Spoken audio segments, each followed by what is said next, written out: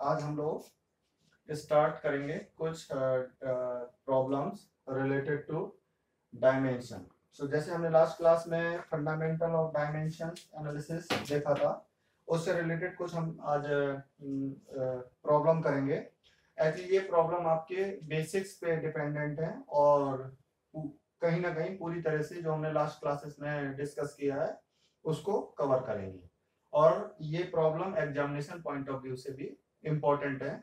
तो जैसा मैं आपको यहाँ पे बताऊं, आपको एग्जाम में भी उसी तरीके से अप्रोच करना है। बहुत ही इंपॉर्टेंट पहली जो प्रॉब्लम है बेसिक, वो है आपका कि प्रूव दैट कि equation prove that equation v square is equal to u square plus 2as is dimensionally correct or not. It is clear? So जहां पे ये v है आपकी वेलोसिटी है, u आपकी वेलोसिटी है, a आपका एक्सेलरेशन है और s आपका डिस्टेंस है। मैं फिर से रिपीट कर रहा हूं, v आपकी वेलोसिटी है, u आपकी वेलोसिटी है, और आप ऐसे भी बोल सकते हैं आपकी ये फाइनल वेलोसिटी है v, u आपकी इनिशियल वेलोसिटी है, a आपका एक्सेलरेशन है और s आपकी डिस्टेंस है। अब हमें ये प्रूफ करना है कि ये इक्वेशन डायमेंशनली करेक्ट है या नहीं है। लास्ट क्लास में हमने देखा था कि अगर कोई इक्वेशन डायमेंशनली करेक्ट है तो उसको अप्रोच करने के लिए पहले तो हमें ये देखना है कि लेफ्ट और राइट साइड की डायमेंशन आपकी सेम होनी चाहिए, यानी कि जो v स्क्वायर की डायमेंशन होगी वो भी वही u स्क्वायर प्लस 2as की डायमेंशन होगी, तभी वो डायमेंशनली करेक्ट है। और अगर डायमेंशनली होमोजेनिटी चेक करनी है तो ये भी है कि आपका u स्क्वायर प्लस 2as, जो आपको u स्क्वायर के साथ ये 2as ऐड कर रहे हो, इनकी डायमेंशन भी सेम होनी चाहिए। It is clear? तभी हम इनको कहेंगे कि इक्वेशन आपकी डायमेंशनली करेक्ट है। सो पहले हम लोग ले रहे हैं, ये सपोज आपकी लेफ्ट हैंड साइड है LHS और ये आपकी राइट हैंड साइड है। क्लियर है? तो हम इसको कैसे अप्रोच करेंगे? सबसे हम पहले निकालेंगे कि इस v स्क्वायर की डायमेंशन क्या है। So dimension of v square is equal to what is the dimension of velocity? हम लोगों ने लास्ट क्लास में किया था मीटर पर सेकेंड, और यहां पे ये स्क्वायर है तो हमने इसको स्क्वायर कर दिया। अब मीटर की डायमेंशन क्या है? मीटर की डायमेंशन आपकी L है, और टाइम की डायमेंशन क्या है सेकेंड की? वो है आपकी कैपिटल T। लास्ट क्लास में हमने डिस्कस किया था, इसका भी स्क्वायर कर दो आप और इसका भी स्क्वायर कर दो, तो अब जो इसकी डायमेंशन v स्क्वायर की डायमेंशन आएगी वो आ जाएगी L T-1 का स्क्वायर। क्लियर है? ये आप लोग नोट कर लो। तो ये है आपकी लेफ्ट हैंड साइड की डायमेंशन v स्क्वायर की। अब अगर ये डायमेंशनली करेक्ट है तो इसकी डायमेंशन राइट हैंड साइड की डायमेंशन इसके बराबर होनी चाहिए, और उसके साथ साथ इन दोनों की डायमेंशन भी आपस में सेम होनी चाहिए, क्योंकि हमने देखा था कि सेम डायमेंशन की क्वांटिटी ही हम ऐड कर सकते हैं और सेम डायमेंशन की क्वांटिटी ही हम सब्ट्रैक्ट कर सकते हैं। अगर ऐसा नहीं है तो ये पॉसिबल ही नहीं है, ना उसका एडिशन पॉसिबल है और ना उसका सब्ट्रैक्शन पॉसिबल है। ये बात क्लियर है? सो इसकी डायमेंशन मैं यहां कहीं लिख देता हूं, ऊपर की तरफ स्पेस कम है तो मैंने लिख दिया कि जो आपकी लेफ्ट हैंड साइड की जो डायमेंशन है वो आपकी आई थी L T-1 capital bracket of square. It is clear? Now आ जाइए आप, what is the dimension of this right hand side?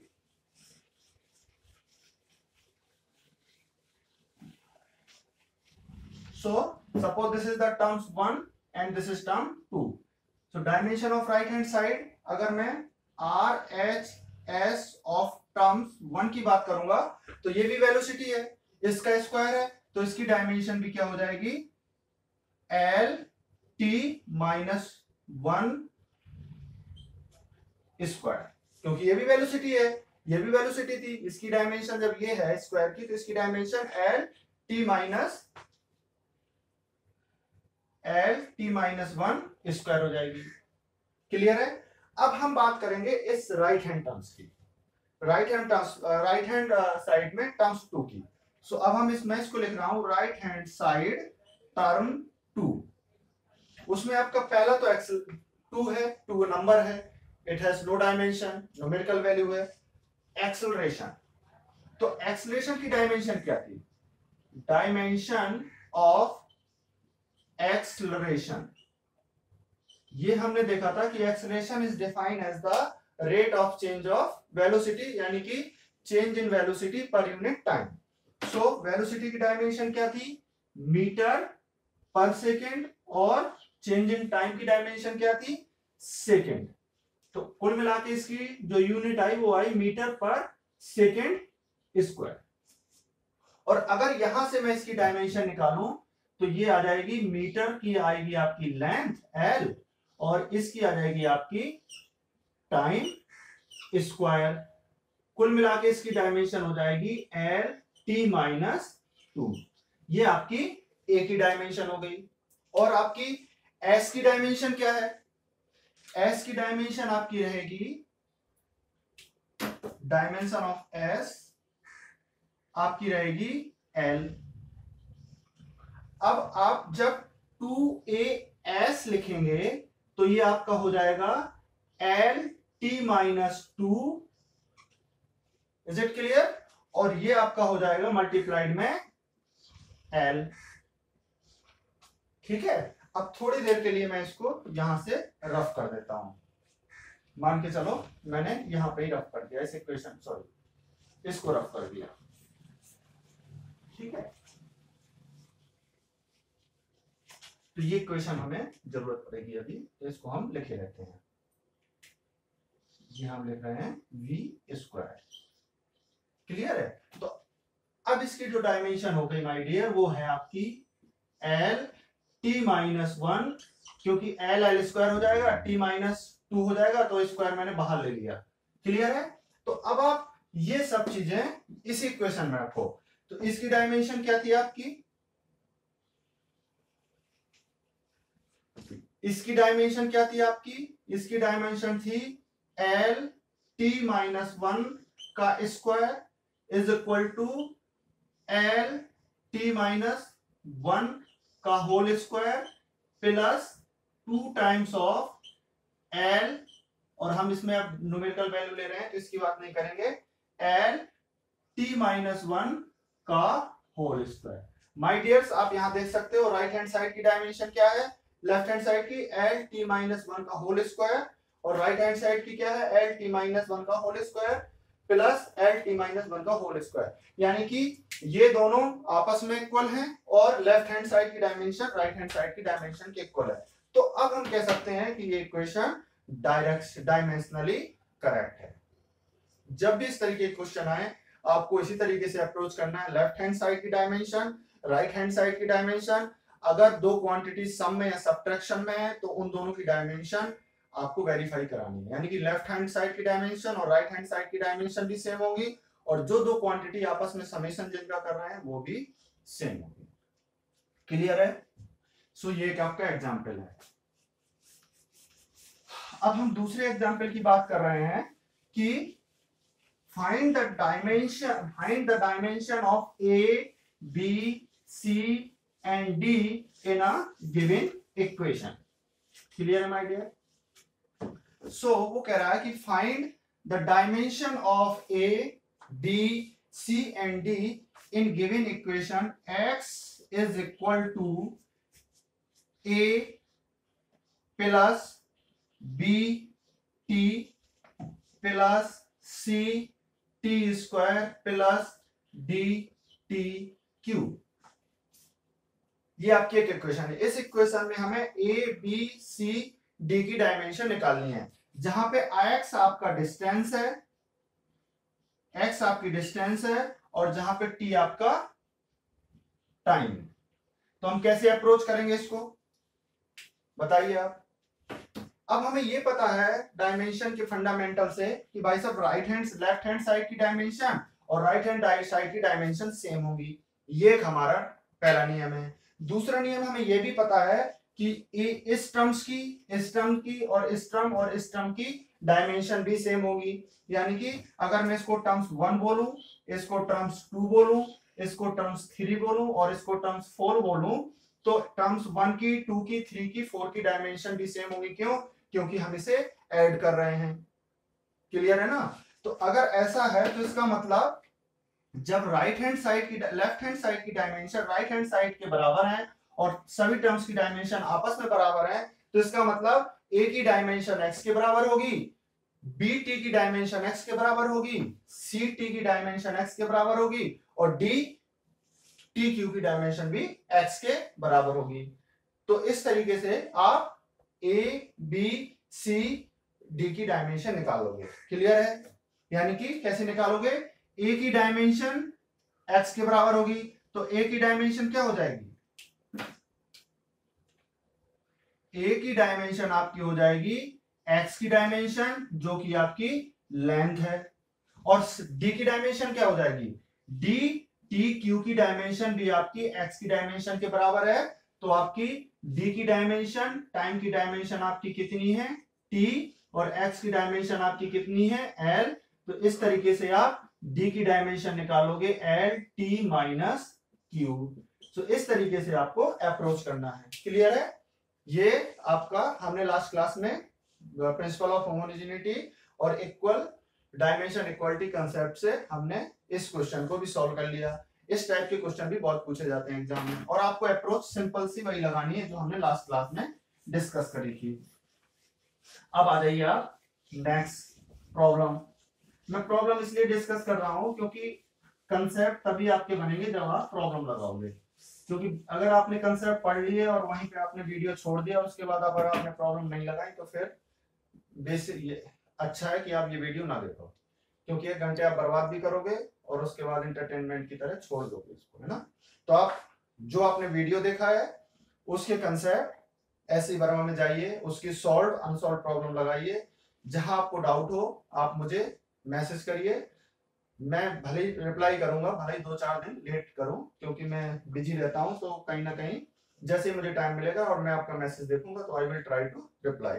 लेकिन मेरी रिक्वेस्ट आपसे यही है कि आप फंडामेंटल अगर यहाँ पढ़ रहे हैं तो जाके एस.सी. वर्मा की बुक या किसी भी फिजिक्स की बुक जो आपके पास है अच्छी लगे, कम से कम उसके सॉल्व और अनसॉल्व क्वेश्चन को ट्राई करिए। नेक्स्ट आपको एक मैं होमवर्क दे देता हूं कि find the dimension of, find the value of n in given equation. Find the value of n in given equation. dx upon root of 2ax minus x square is equal to a to the power n sin x upon a sin inverse x upon a minus 1. Find value of n where x and a are x and a are distance. Clear है? इसमें x और a आपकी distance है, तो आपको n की value find करनी है using the concept of principle of homogeneity and dimensional analysis. Next problem हम करते हैं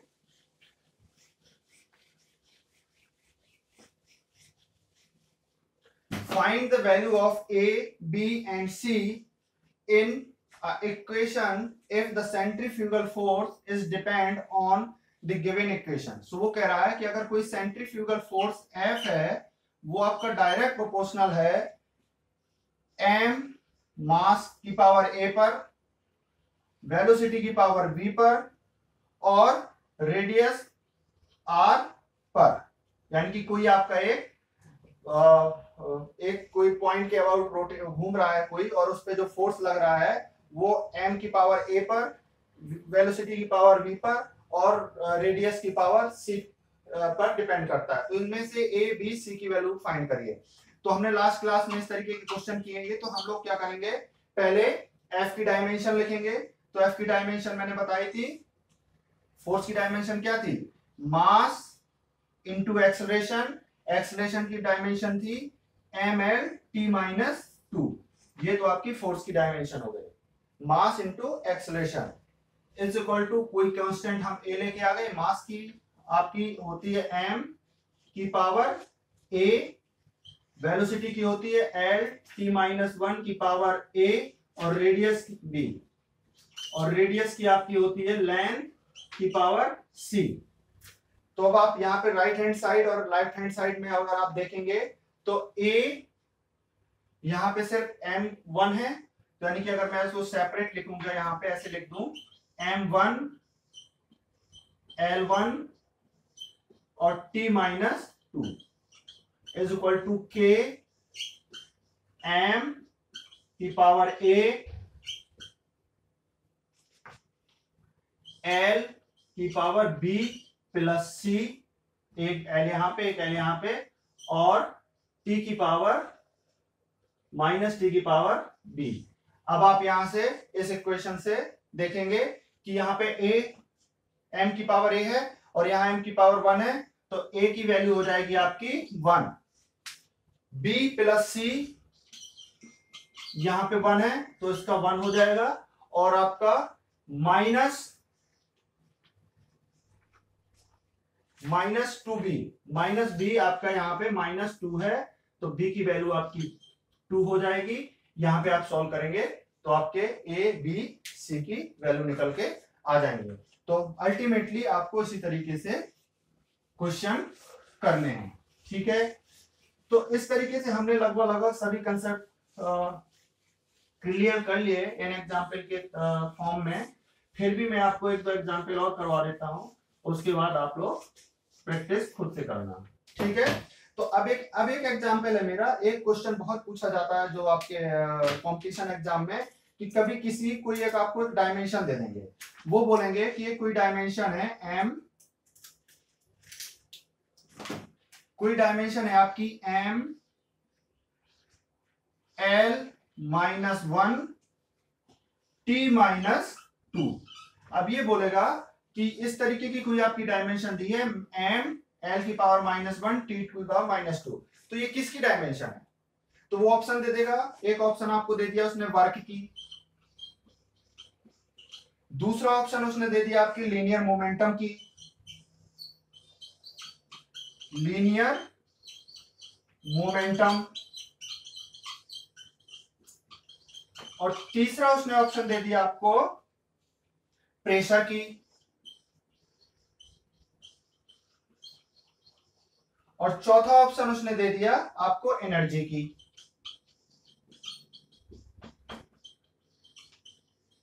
तो इस टाइप के क्वेश्चन में मैं इसमें डिटेल में नहीं जाऊंगा, लेकिन मैं आपको एक अप्रोच बता देता हूं। इस टाइप के क्वेश्चन में आप इसको देख के मत घबराइए कि ये क्या दिया हुआ है।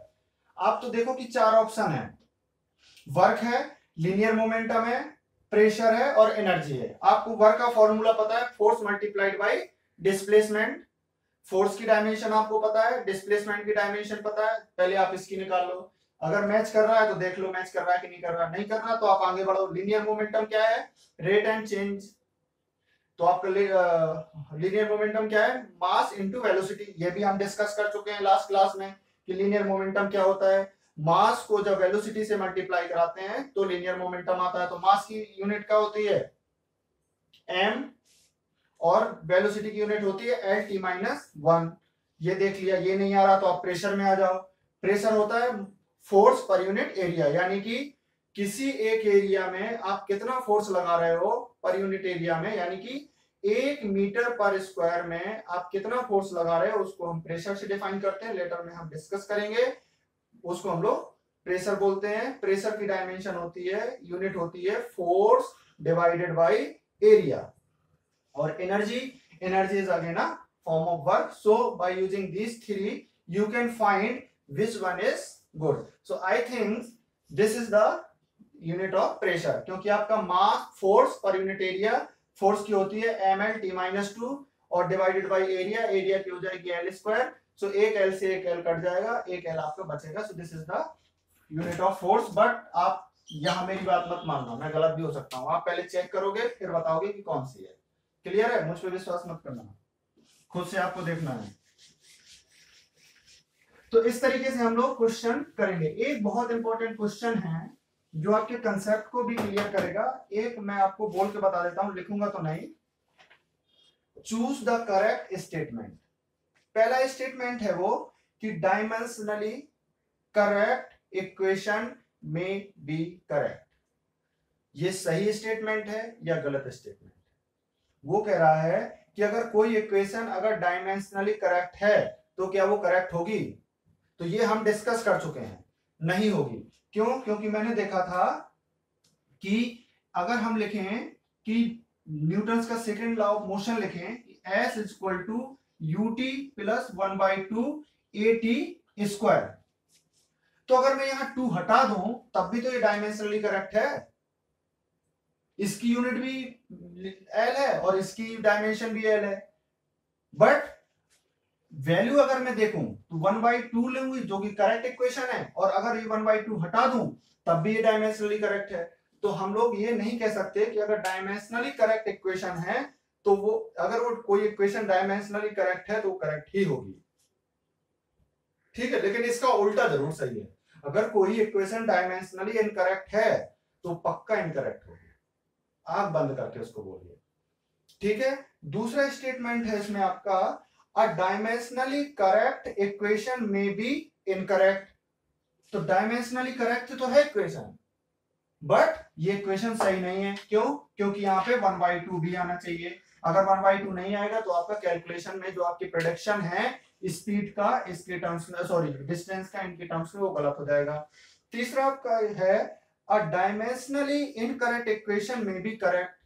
नहीं, मैंने पहले बोला कि अगर कोई इक्वेशन डायमेंशनली करेक्ट है तो जरूरी नहीं कि वो करेक्ट है, लेकिन अगर वो डायमेंशनली इनकरेक्ट है तो वो पक्का इनकरेक्ट है. ठीक है. तीसरा आपका है डायमेंशनली इनकरेक्ट इक्वेशन में भी इनकरेक्ट. तो डायमेंशनली इनकरेक्ट इक्वेशन में भी इनकरेक्ट हो सकता है, कोई बड़ी बात नहीं है. होगी ही होगी, मे भी नहीं, पक्का ही होगी. ठीक है, हो नहीं सकती, होगी ही होगी. ठीक है. तो इस तरीके से आपको रखना है. एक आपको होमवर्क दे देता हूं कि आपका जो फ्रीक्वेंसी है वो डायरेक्ट प्रोपोर्शनल है लेंथ l की पावर a का, डायरेक्ट प्रोपोर्शनल है लेंथ के, टेंशन t के, टेंशन इज द फोर्स, तो यहां पे मैं लिख रहा हूं F के, और m के. m आपका है मास पर यूनिट लेंथ. यहां पे जो m है वो है मास पर यूनिट लेंथ. तो अब ये क्वेश्चन में कह रहा है कि what will be the relation of between F and L F M. It is clear. यानी कि फ्रीक्वेंसी का लेंथ F और M के साथ क्या रिलेशन है. इनडायरेक्टली वो पूछ रहा है कि फ्रीक्वेंसी का फॉर्मूला क्या है इन तीनों के टर्म्स में. क्लियर है? ये आपको क्वेश्चन करना है. Thank you for listening this video. In the next video we will discuss the mathematics tool for the physics, but my humble request to all of you, please go through the books of physics, whether you are following your Kumar Mittal for state level or NCERT book or S.C. Verma. मेरा तो यही concept है कि S.C. Verma ही पढ़िए आप. थोड़ी बहुत उसमें जो मिस्टेक्स हैं, प्रिंटिंग मिस्टेक्स हैं, वो आप उसको आप खुद देख सकते हो. बट आपके वर्जन में जो अपडेट वर्जन है, it is correctly good, there is no mistake, but फिर भी many times कुछ हो सकता है. but my request to all of you, please go through the concept of physics. S.C. Verma, it is very good book for the competition point of view as well as for the 12th examination point of view. Thank you very much.